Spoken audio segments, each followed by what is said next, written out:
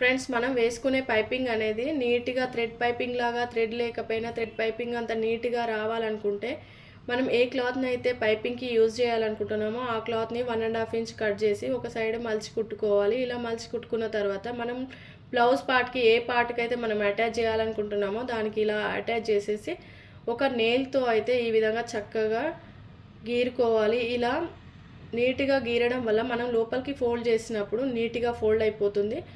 ఇలా ఫోల్డ్ చేసి సింగిల్ ఫుట్తో అయితే ఈ పైపింగ్ వేసుకున్నట్లయితే మనకి సేమ్ థ్రెడ్ పైపింగ్ లానే వస్తుంది. ఎందుకంటే మనం సింగిల్ ఫుట్ యూజ్ చేసినప్పుడు ఆ ఫుట్ దగ్గర గ్యాప్ అనేది ఉంటుంది కదా, ఆ గ్యాప్లో మనం చూసుకోవచ్చు ఇది లావుగా వస్తుందా సన్నగా వస్తుందా అనేది అయితే మనం గమనించుకొని కుట్టుకోవచ్చు. ఇలా నీట్గా సర్దుతూ పైపింగ్ అయితే వేసుకోవాలి.